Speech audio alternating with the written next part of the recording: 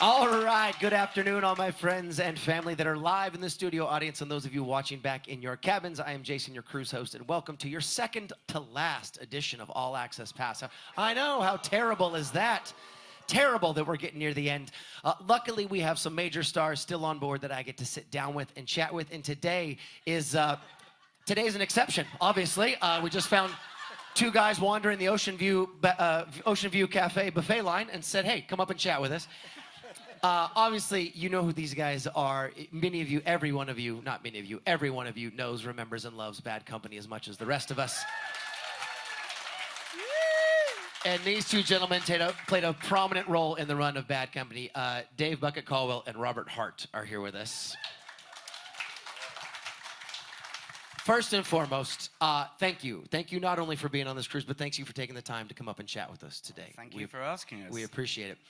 We were sitting backstage a moment ago chatting, and I was actually chatting with Bucket, and we were joking, and he said, you know, he goes, this is the stuff that makes me nervous. He said, I can go on stage with a guitar in front of hundreds of thousands of people and just riff and just rip and have a good time. He goes, but talking in front of a handful of people is far more intimidating than going on stage. It is kind of fascinating how that works. We all think rock stars are just born to this. Oh, it's petrifying. I really am shaking here. Yeah. I'm not. Be gentle. No.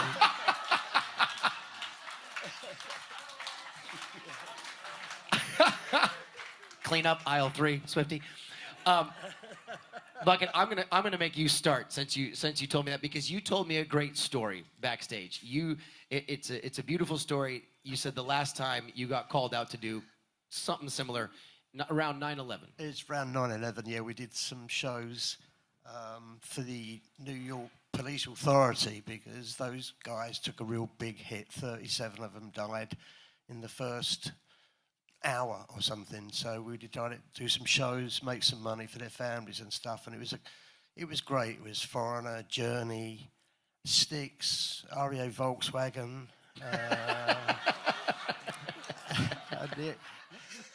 oops, and yeah, we all met in Atlanta, and everyone's in the restaurant and chatting, and a young lady come up and said, right, I want Journey, Styx, Bad Company on those vans right now.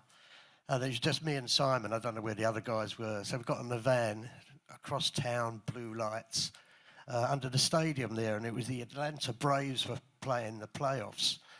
And we didn't really know what we were doing. And the same lady, she got a clipboard. She said, I want 2 lines of musicians. The shortest guy is first. What do you think? So it's me and Tommy Shaw. And Tommy Shaw. So it's like, what's the story? He said, well, you're going to go out and sing the American National Anthem. And I'm like, I don't know the American National Anthem. You might have noticed I ain't from round here, you know? And of course, she just laughed. And Tommy's like, no, he really does not know the American. And so they wrote it on my hand. And I mean, now I'm shaking like mad. There's 70,000 people out there and millions watching on TV. And I came out the tunnel at the front of the line, and it was ex-President Jimmy Carter was there. And he took my hand and said, thanks for coming, and wiped it all off. So I still went out there not knowing the words. So if you can find that, actually, yes, Swift, throw those to me. I'll give them to Mr. Hart. If you can find that video, you'll see him. Thank you, sir. See what happens? See what you did? No, don't clean it up. Knock it off. If you can find that video, you'll see him saying watermelon, watermelon, watermelon, watermelon, watermelon. And everyone turned to leave when we'd done it, and I was rooted to the spot. I was so petrified. And a very tall gentleman with an FBI pin came out and said, can I help you, sir? I said, yeah, straight to the bar, please. And I said, that's really, thanks, man. What's your name? He said, well, I could tell you, but I'd have to kill you. You know? And for the first time in history, it was meant when he said, yeah. Let's go through a quick background to make sure folks know exactly. Bucket, how long were you with Bad Company? I joined in 1990 for the Holy Water Tour and lasted until, well, 2003. Okay. So, Solid 13, 14-year run in there, yeah. yeah, 3 fantastic singers I lasted. Yeah. Including Him being her. the third, yeah. Yeah. And Mr. Hart, you joined in mid 90s, early 90s. Yeah. Yes. And you were the third. Robert, alcoholic. Thank you for being with us, sir. Yeah. When did you join? You joined in 94, 93? 94, I think it was, 94? Dave, wasn't it? And then I did about 8 years, and then they let me off with good behaviour. Oh, And, well done. No, it was a wonderful time. Yeah. What was it like getting? How did you get tapped or audition? How did you get tapped to come in as the lead singer? It was of that? really, really strange for me. Anybody in from England? I come from a place. You got a called- couple. There's one back Yeah. there, one back there, a couple. I down. come from a place called Bournemouth, and oh really? Oh, we want... Can you give me a lift from the airport? Yeah, thank you. Yeah. No, it was really weird because you've just had Foreigner on. Yeah. I went to join Foreigner, Oh. and I was with my mum in Poole, would you believe? And the phone rang, and I was in the garden, and my mum came. She said, "There's a foreigner on the phone." I said, "What?" She said, "There's a foreigner on the phone." And so I said, "Oh, hello." And it was. He said, "My name's Rick Wills, and I'm from Foreigner." And he said, "We've sacked our singer, Lou Graham. Would you?" It was on a Wednesday. Could you come to New York on Friday? I said, "Oh yeah, that'd be nice." And he said, "Do you know all the Foreigner songs?" I said, "Do I know the Foreigner?" I didn't know one. Of course I do. Yeah, yeah. So I learned them on the plane over there, and I didn't get the job. I know, it was sadder than that. Come on. Oh. Anyway, the manager of Foreigner Yeah. was the manager of Bad Company. And I don't know what happened, but good luck had it that I joined Bad Company. So I was in the right place at the wrong time. Yeah. Well, we'd worked together before as well, you know. Where did you work before that? We had a post round together. Yeah. Delivering the mail for those of you that are not from England. What were you guys? Who'd you perform with before? Robert was doing a solo record yeah. and all that. And Was that the Robert Hart album? Yes, Yeah. yes. It went cardboard in France. Yeah. It was very... That's exclusive. That's exclusive territory. It was very successful. Yeah. I must say. Not everybody can claim that. No. That's true. I must say, can I just tell you this You can story? say anything. When I was about 14, getting into music, I loved Gino Vanelli. Yeah. And then we were booked to do the cruise. And I thought, I'm going to get to meet Gino. I loved him. And I thought, I wanted to be Gino Vanelli. No, I seriously did. But I realised I'd never be that good. I better be a rock singer. Anyway, at the hotel, before we got on the ship, Gino Vanelli was in the lobby. Yeah. So I went up to him and I thought, he knows it. He's looking at me. And he's looking at me and I go, he said, "Who are you?" So, yeah, but I met Gino Vanelli.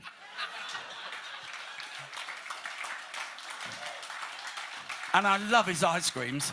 I love them. Yeah. I think it is lost sometimes. I think that, and I'm going to use a horrible phrase, I think that the average fan believes often that rock stars are all rock stars. Every rock star knows each other, and everyone has an ego, and everyone's independent, and, oh, there's Gino, whatever, and, oh, there's Robert, But it's your fans. Most musicians are fans, regardless of how big you get and how great you are in the world and how much success you've had. You're still fans. Well, especially for both of us, we both loved Bad Company. So being asked to join, you know, one of our favourite bands in the world, it's like pinching yourself. Sure. You know? And you guys had a great run in there too. I mean, the '90s, you guys had a couple albums, Yeah. and you wrote a lot. Yeah, I wrote, well... You guys we both Dave- together. we Forgive me. wrote- Sorry, we Dave. wrote- Yeah. we wrote Company of Strangers and Stories Told and Untold. Company Thank of you, Mum. Strangers was Company of Strangers was a phenomenal album. Thank you. That was Thank you. like 95. 95-ish. Yep. And you guys had some cool. It's not, you don't always see it credited, but you had some people come in and play. Like, did I read correctly that Vince Gill popped in on Vince Gill, oh my dearie me. Yeah, that was Stories Told and Untold. Yeah. Where that? Oh, that was Stories Told Under. Okay, Yeah, forgive me. we went to Nashville We and did. I got to sing with Alison Krauss. Oh, very cool. Yeah. And Timothy B. Schmidt sang on Yeah. it. And Kim Carnes, he was good. Yeah. But Vince Gill was phenomenal, you know, because the producer he knew Vince and he rang him up. And he's like, I don't know, I sing on a lot of records. We said, no, we want you to play guitar. He's like, oh, great. Yeah. I think he turned up with about 40 guitars. Yeah. Vince Gill, we had him on our country cruise, and I will never forget. Forgive me, I'm going to hijack for one quick story. Vince Gill, if you're a Vince Gill fan, this is when I've cemented the fact that I love him with all my heart. He, when you have certain intros to bands, and you guys do this as well. You guys both do this. Vince Gill is obviously a huge name, big personality. And when you bring out a headliner in the main theater, oftentimes, and I don't mean this rudely towards anybody else, but a band will come out, will set, and will start, and then the headliner will come out, the lead singer or the vocalist, whatever it is. And it's cool how it works. It's all meant to be like that. But I went out to introduce Vince Gill, and I said, all right, so after we introduce, Vince, what do you want me to do? He goes, no, I walk out with the band. And I was like, well, what do you mean? And he goes, no, I'll be set behind you. So when I got up to introduce Vince, he was already in place, just sitting there with he's just one of the guys. To your point, like it gets to play the guitar, comes running down. Like he was just sitting there, ready to play, sitting on stage, just tapping his finger, laughing at whatever dumb stuff I was saying, and God love him for it. Oh, that's cool. When you guys were in the 90s, you guys did some pretty big tours though too, didn't you? You toured with Bon Jovi there for a little bit, right? Yeah, that's got to be a little wild. Our main act was Leonard Skinner, yeah. that we used to always tour with. Yeah. I'm sure that was calm. We used to go to church on Sunday. Yeah.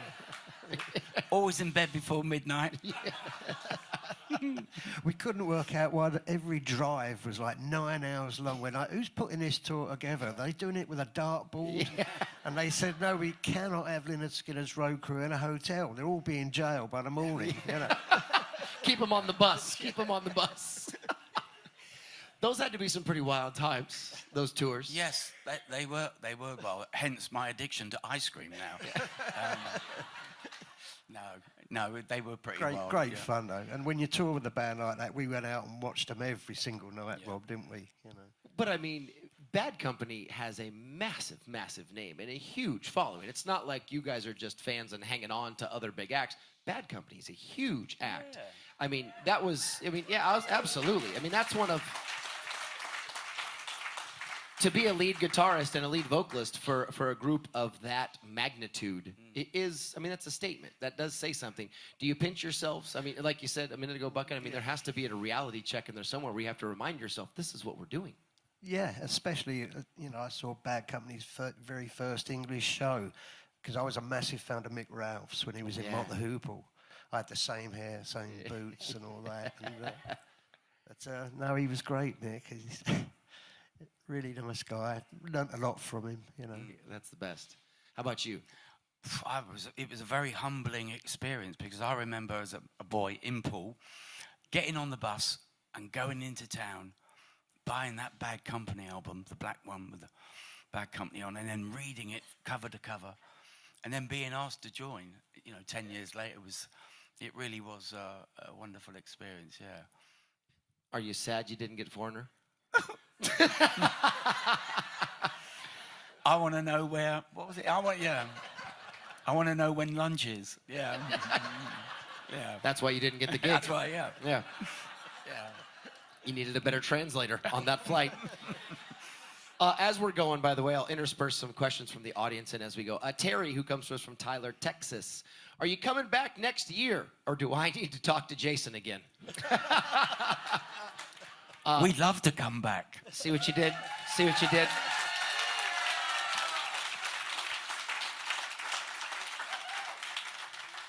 Where do we sign? Yeah. Right here on Terry's question card, if you'd like. That's Terry. No, we'll obviously, once someone is on board these cruises and we see success, we never know right away, and we already booked the next year. So we're selling you next year's. You already got the lineup for next year, or most of the lineup. We're always blown away. We were just talking backstage that oftentimes, and this isn't controversial, it's a business. Let's just be very honest, but it's a business. And when we put certain names on the marquee, they can't blow you away. Right? There are certain headliners or certain people that that name and you've loved that name. And if they do fantastic when you come on board, that's what you expected them to do. They should have done that. So really, the biggest names have a ton of pressure because there is meet expectations or do not meet expectations. There's rarely, in rare occasions, is there an exceeds expectations. But then when you put individual names on, now maybe you're not 100% familiar with Gino Vanelli's music, or maybe you're not 100% familiar with the name Robert Hart or David Buckle Caldwell. You don't know necessarily where they fit in the Bad Company universe, and et cetera, et cetera. Those are the names that can blow you away. The Pablo Cruzes, the Queen Nations, the Bee Gees Golds, all these acts and entertainers that can come out and really, truly blow you away. And that is where the cruise finds its most success. So when we find acts like these two gentlemen that do come from the pedigree, obviously the A-list pedigree that they do come from, and also put on that type of show, and are great citizens to have involved with you as the guests around the vessel, we do everything we can to book them as continuously as possible without having to pay them more. So it is really... They only booked us this year because we were cheaper than an interval. Yeah. We tried to just put one song on, but we couldn't license it. We had to get cheaper to get them. No, it's obviously, once you're on with us and we know you're successful, you're always on our radar. You're always on our list, and you're always a possibility to come back each and every single year. Always. Oh, here's a very interesting question. Steve comes to us from Nebraska. And this is getting into the business of music a little bit. How is the name of a band controlled? Can you speak a little bit as to how royalties go? Are there songwriters, original owners, band members, etc.? What's the process? It's quite complicated, isn't it? The original Bad Company, obviously Mick Rouse and Paul Rodgers wrote most of the songs, so they would get the publishing for that. The stuff that me and Dave wrote, we still get paid for that. It's fickle. It's a long-winded thing, and that's why there's a lot of court cases and a lot of so we've heard wrangling. Yes, apparently. Yeah. But I think we're about the only members of Bad Company that are still actually doing it now, because Paul's retired and Simon's not doing too much. So it's a complicated business. It is. Keep doing it. We agree. Thank you. You thought you were getting off easy, didn't you, Bucket? Here we go. Annette joins us from, is it Annette from Scotland? Forgive me, is that Annette? Is that correct? Where are you? Where is she? Where is she? Right here, Annette from Scotland. Please ask Dave how he got the nickname Bucket. I don't know any of you well enough to All I will say is nothing to do with bodily fluids, internal or external. I'm just going to leave it at that. Yeah. Gee, that didn't lead to any secondary questions. I told you, you've only got me for 10 minutes. Yeah, that's fine. I get it. Now, when you tour now and around, and I know we predominantly contract you guys to come out and do the Bad Company songs, but you guys do tour as well outside of this. Do you tour as Bad Company? Do you do Robert Hart? Do you do? I'm with Man for Man's Earth Band. You're still Man for Man, and I've been with them for about 15 years. And you were with the Jones Gang before that? With Kenny Jones, and so was Bucket. And Bucket as well. And so we did. I've got a new solo album out. If you want a copy, he's giving them away at this point. Yeah. So Dave does Humble Pie. Humble Pie. Yeah, that's.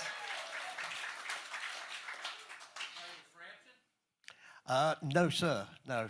Peter's doing his own thing, but the question was, did you play with Frampton? Oh no, I didn't. Yeah. We do have a story about Peter Frampton, though. Please do tell.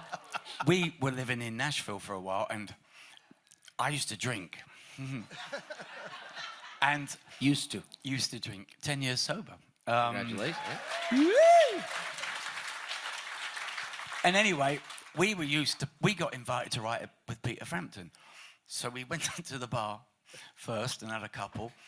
And at this point, I remember Peter Frampton with this long, flowing, blonde, beautiful hair. Anyway, we knock on the door and he answers and he's got no hair. And we said, "Is Pete in?" And he shut the door on us and that was it. So we never got to write with him. Can't take a joke. No. And how many dates a year are you guys doing right now, individually? Well, we're doing a couple of Bad Company shows when we get back to England. We're playing with Kenny Jones with the Jones Gang again. Very cool. We always do a summer gig with Kenny. Robert's back and forth to Europe with Manfred Mann. Yeah, I go to Germany straight after You go to here. Germany straight from here? Straight from here, yeah. So Humble Pie coming to Yeah. America in the last 2 quarters of this year. So It's busy. yeah, busy. In a perfect world, how many dates a year would you do? Robert, start with you. I think for me, I'm doing this thing called Rock Meets Classic in Germany with an orchestra, and so I don't know. I think I'm up to about 100 gigs this year. And is that where you want to be? Would you do Yeah. more, or is that plenty? Yeah, I mean, I found a new love. I'm Oh. in love. Yeah, she's got 4 legs and a tail, and it's my dog Dusty. So I don't want What to go. kind of dog? Oh, it's a Labrador. A Labrador. Oh. And I've called her Stay. I say, come here, Stay. She's like really confused.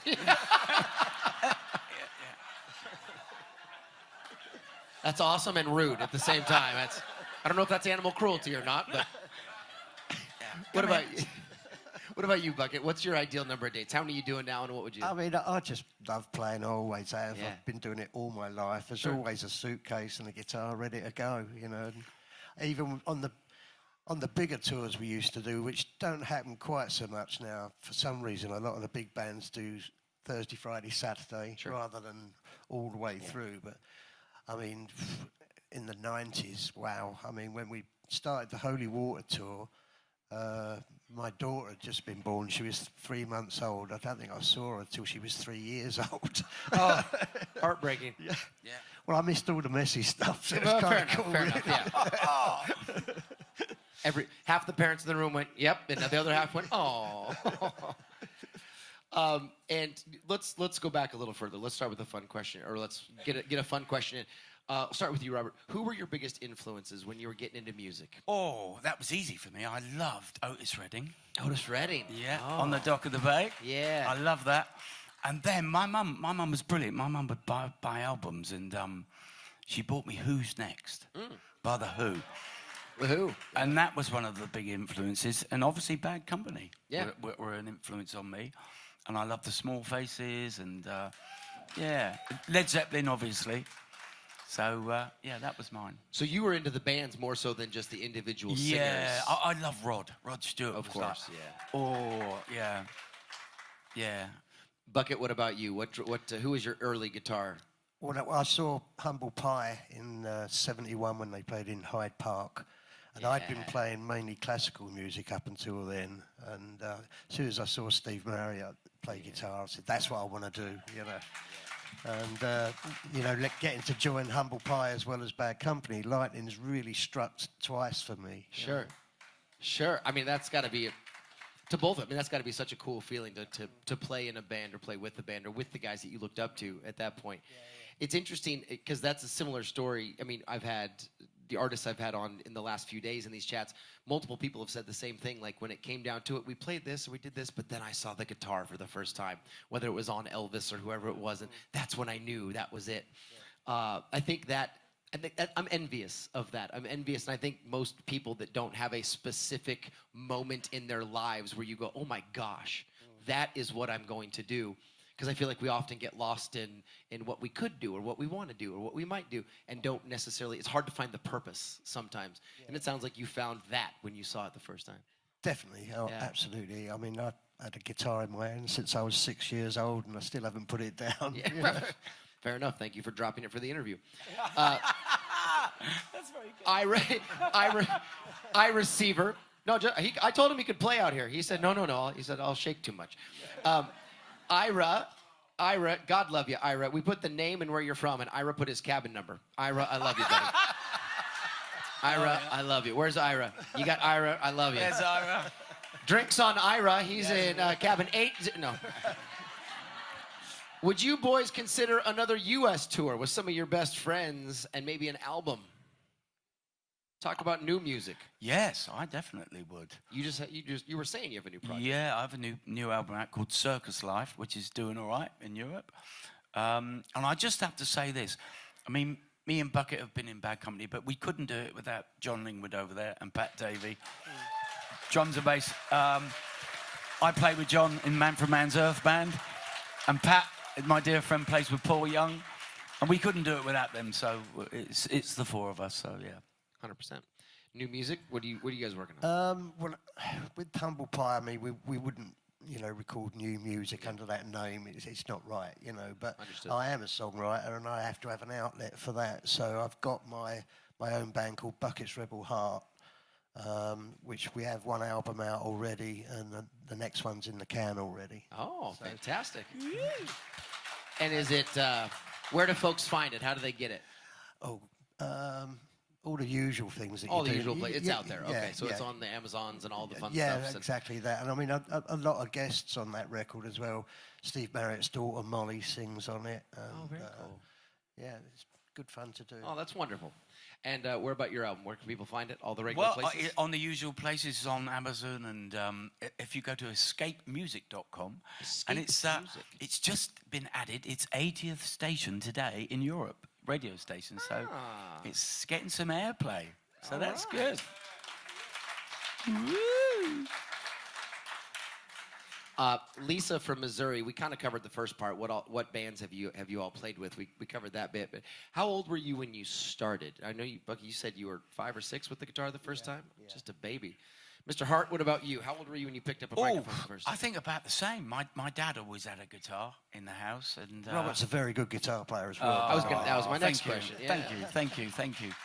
So yeah, I'm the same. I'm the same as Buck. We got a similar sort of background, really. Notice he didn't turn around and say, "You're a great singer." No, he is a great singer. I noticed that. He's a great singer. I noticed that you complimented him wholeheartedly, and he just moved right along with a thank you. Yeah. No, he's a great singer.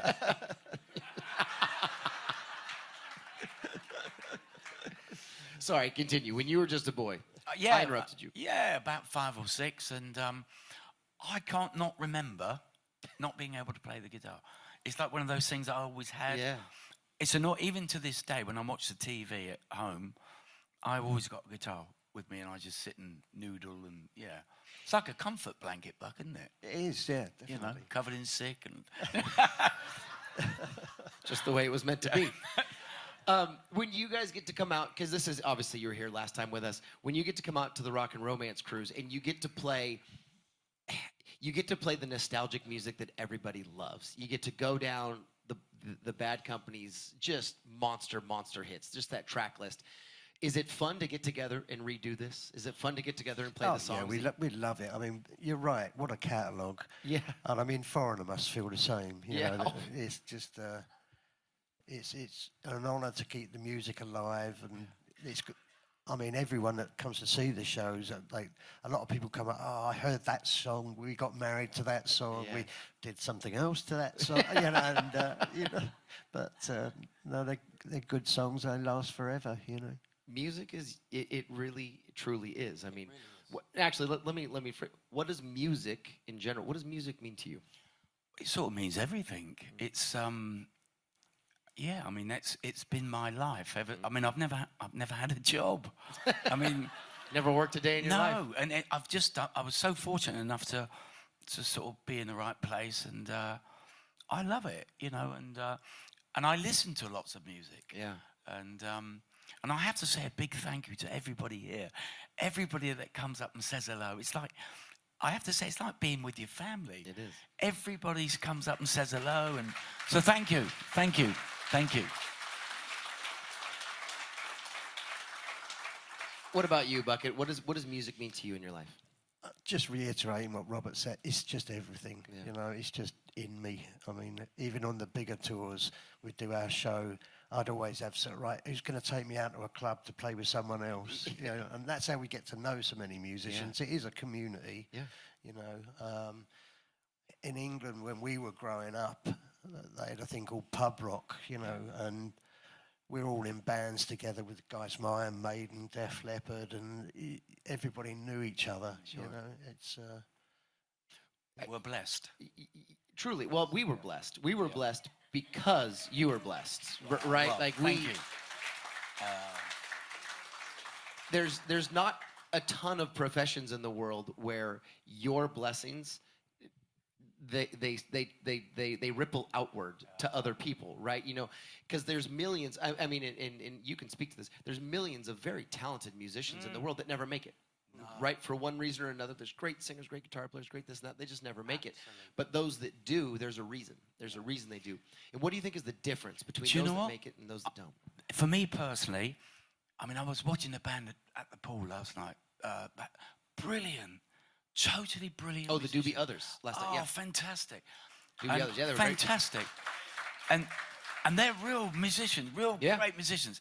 I think what makes a successful band is the imperfections.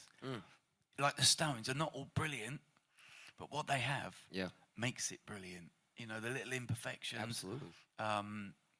For me, I like a little bit of imperfect stuff, yeah. I have to say that because it's me.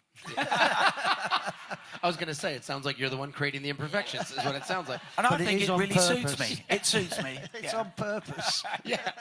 Twang. What about you, Bucket? What do you think? What is the difference? What makes the difference between a successful and someone who's got all the talent but doesn't put it together?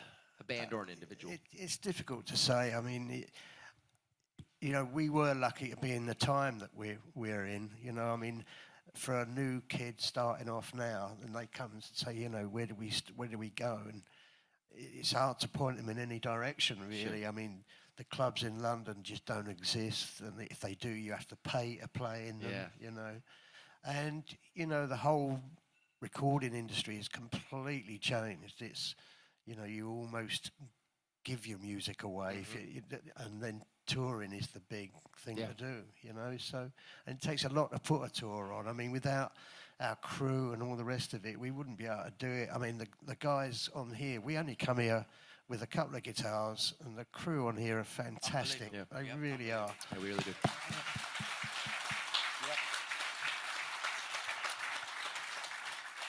And I'll get you out of here on this last fun question. What can people expect in tonight's show? Well, if you're watching it on TV tomorrow, it's too late for you. For the live studio audience, what can people expect at an 11 o'clock Robert Hart and Bucket Caldwell show on the pool deck tonight? Well, I know that you're going to have a lot of fun. It's not going to be as hot as it was yesterday. Oh, my gosh. Woo. Was it hot or what? Good Lord. Oh. I was sweating introducing acts. Like, I can't imagine actually playing. So thank you for everybody that endured the heat yesterday. But tonight, we're going to give you a lot of fun. We're going to play some different songs and all the hits. And we'll have some fun, won't we? Good.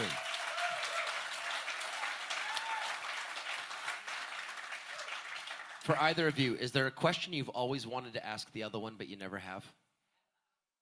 How tall are you? Taller than Tommy Shaw. It's how short are you? These guys are absolutely fantastic. Not only is their show world-class, phenomenal, but they are legends in their own rights. And to have them with us is it's just a treat. Do me a favor. Dave Bucket Caldwell and Robert Hart from Bad Company. Have a great day, my friends. We'll see you out and about.